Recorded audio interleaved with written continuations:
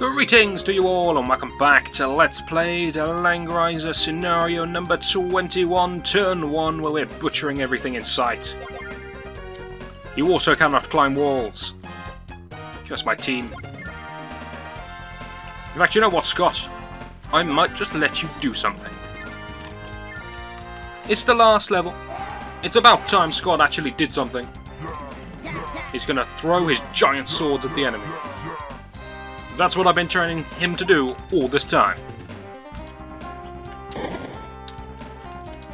So let's open up one angle with which we can attack this woman. Let's see if we can open up any more.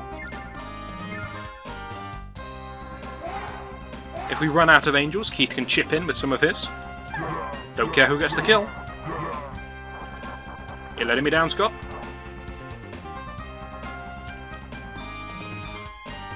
That's okay, we've got some backup angels.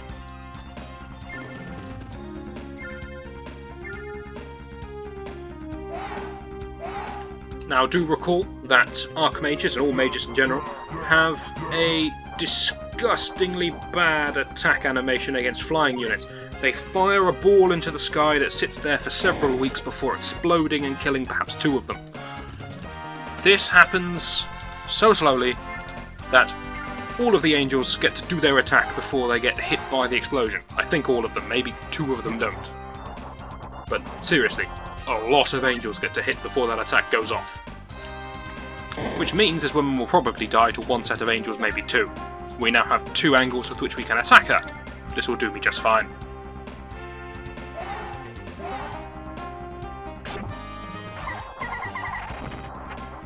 Case in point, it can't even kill one angel. What a useless attack.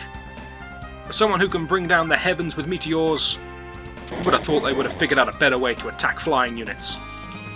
Just a normal attack animation with a magic missile comes out of nowhere. That would have done. Just point upwards. It's not that hard. But no. What we need to do here then is make sure that my cleric women are all protected. Make sure we've got a nice wall off. Yes, I'm walling off against flying units. Look at me go. Eowyn's going to push up because he's cocky. In fact, let's take a couple of the flyers while we're here. No, let's not, because apparently we walk really slow.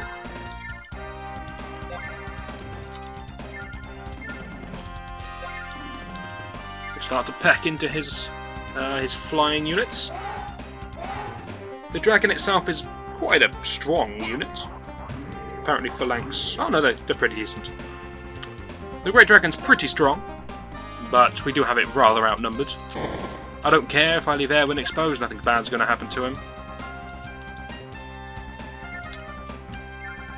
More flyers we can take down, the less there is that could potentially work its way around the backside and attack one of my women. Yes, attacking my women's backsides. Not something I want to happen.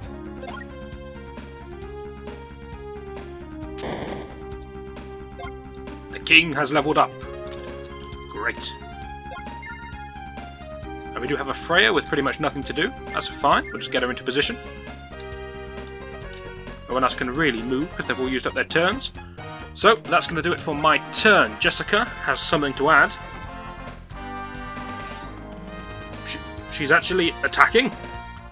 She's moving towards the fight. Maybe Scott gave her some lessons on the side. But how does Bernhard feel? This was his big plan, and he's lost half of his army in one turn, before they could even act.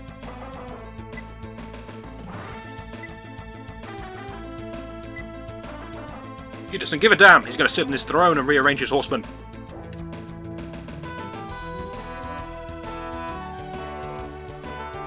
And he's going to order his monsters to stay perfectly still also. This is great. It means we can pick them off at whatever speed we like. Not sure why every unit here, apart from the Great Dragon, decided it had to be a mage. Wasn't aware that he had quite that range. Wasn't aware that it was time for the dustbin collection lorry to turn up and start beeping in my window. That's okay. Egbert's magic is incredibly strong. You saw how much damage it did to Eowyn. Eowyn is like the most defensive person I've got, except for an angel. So just to point out quite how strong Egbert's magic is. Certainly not to be underestimated. I am slightly fearful for most of Erwin's men. But not Erwin. Even on 5 hit points, Erwin's absolutely fine. You have some of that. Really should think about arming my men with more than one sword to flick. So if that guy had like 4 or so, he probably could have killed 4 guys. Oh well, you live and learn. You've got to be quite embarrassed if your group of 10 can't take down 2 phalanx.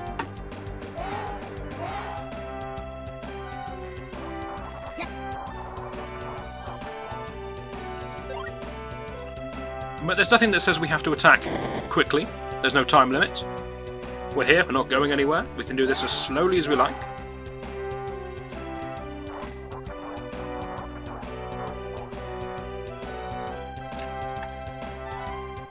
As can the computer, of course. The computer's far better experienced than I am at going slowly. That meteor really hurt. But that's fine, we'll just... No. We'll just do one back.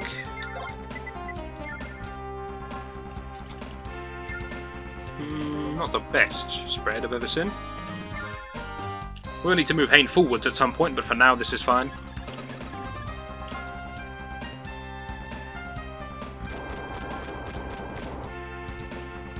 No kills picked up, but that's alright. Did you lose an entire ballista to that meteor? You did.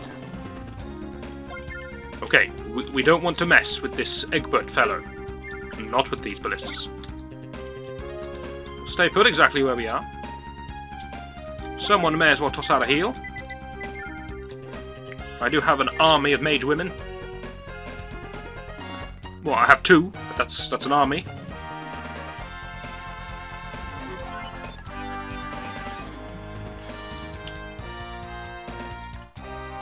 Now we can take this down with pretty much whatever the hell we like. We have some archers, we may as well use them a little bit.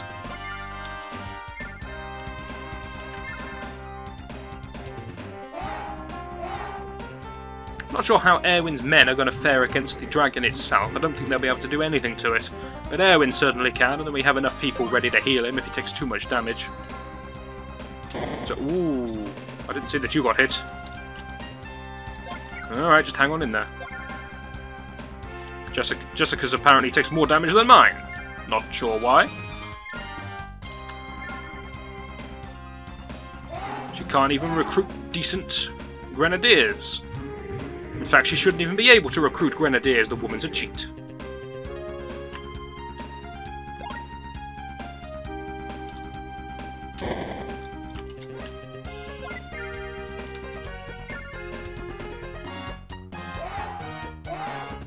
So Liana's ready to go with a heal 2. I'm going to make Erwin attack, see what happens, heal 2 him up, and make sure I hit Shuri as well, so she doesn't get completely screwed up by the next meteor. And then we may have to just stand here and take meteors all day long until Egbert gets bored. Which isn't a great plan, when he has 42 MP. Will take a while. But hey, it's a plan.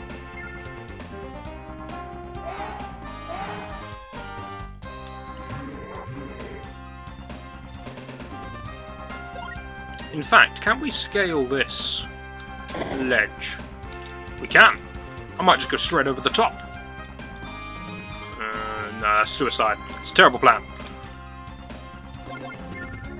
Ah, I have a new plan.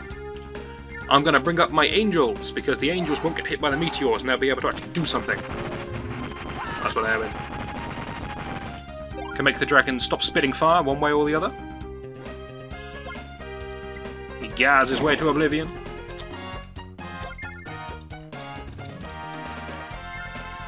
No pesky annoying ballistas, so it's just the magic we have to take. Not sure why I spread my men out in that fashion. It's a terrible defensive position, but it's great symmetrically. So that will do me.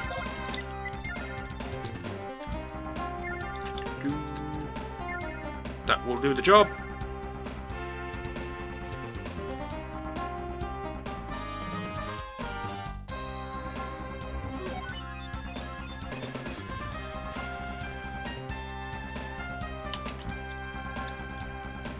everyone here is ordered to stay where they are. Quick note, we do not need to protect Jessica. If she dies, she dies. It's fine. For the first time ever, I am allowed to let Jessica die, and for that I am grateful. So Keith is going to attack the Vampire Lord on the left. He's going to rush it down with angels. Hopefully they can take on the Archdemons. Not sure why all of my archers have changed to arcs, but they have.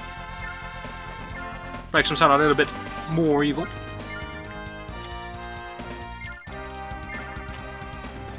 Here's that move forward turn we always talk about. Didn't come first, but damn well it's always going to be there.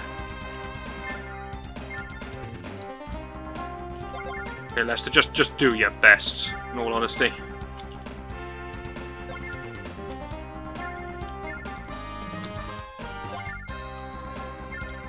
He is unlikely to catch up, I'll be completely honest with you. Lester ain't going to be doing very much. He might cast Attack on Keith next turn. That's kind of helpful. Scott's a little bit faster because he naturally is very fast because he's a horse. He does get slowed down by the indoor tiling, but still fairly good. His units, pretty quick.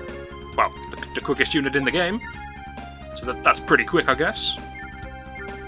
Scott himself, of course, is very weak and will die to like 2 meteors. So a little bit of care is needed. Not sure why I'm placing these so gingerly when they're magic immune.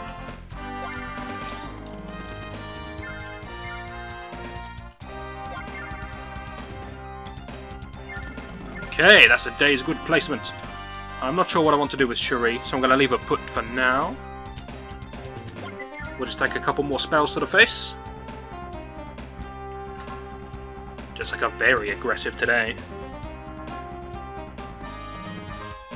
Maybe she's angry with everything Bernhardt's done, or maybe she's angry that I keep taking the mick out of her and she feels the need to prove herself. Either way, it's good, it's an improvement, I'm happy.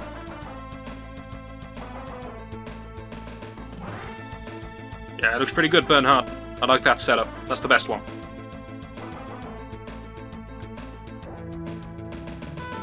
Apparently Bernhardt's castle has like weird heads on most of its walls. Not sure why. But he likes them, so, you know, it's his castle. Egbert realised he can't beat me by chucking meteors on my head because I'll just heal them up. So he's just going to heal himself up. Force us into a kind of stalemate situation. There's no point you attacking, attack-wanting Keith because he can't reach anything. My bad. But he's getting there. Soon he might be able to reach something.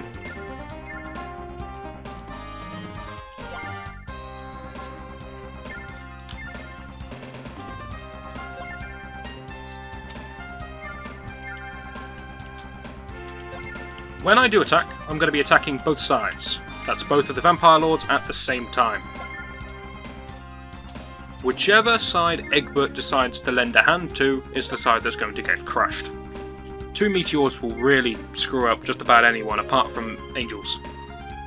So that will hurt, but hopefully, and that is my whole plan, is to just hope we'll be able to pull through that, which will then leave us in a decent position to close in on Egbert himself. Now if I kill absolutely everyone off and just leave Bernhardt, then we are pretty safe. Egbert is tough, but if I have 6 spells ready to attack him, that, you know, there's nothing he can do. Especially if one of those spells is Hain's Sexy Beam. Oh yes, it's coming.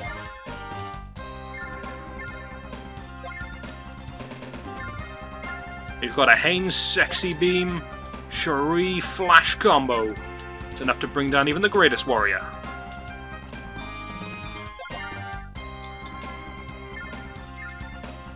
Scott could do with a little bit of health. I'm going to get Freya to do it. She's got nothing better to do.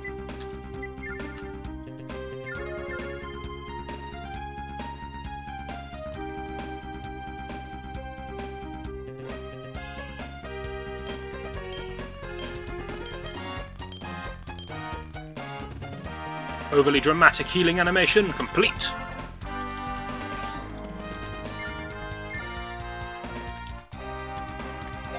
Just want to make sure all of this lot are bunched up ready for their flanking attack on the right side, even though it's not really a flank. And then move the healers forward, I guess, so they can heal whichever side desperately needs it. And then that means that next video we're going to be just going for it, seeing what happens. Fingers crossed and all that. That's the plan. You go this way. My attack on the left side looks significantly weaker than my attack on the right side. Maybe Airwind should go that way as well. Elves apparently don't like standing in craters. Not sure why. So yeah, that's a fairly decent plan. Airwind, you're going that way. You're also a bit fussy about craters. What's wrong with you guys? They don't care. If anyone's wondering, it's because stepping into a crater takes an extra move tile. Because it's like disadvantaged terrain. So I prefer to just imply that they're all very fussy. So that's going to do it for this video. Everyone's in position for our big attack. Next turn is going to be crunch time. And there is one sad fellow who doesn't get to do anything. In fact, I should move him slightly. There! And I'll even do this. That's how much I don't care about Leicester. Hopefully you'll join me next time, where we are going to attack. Hopefully, I'll see you then.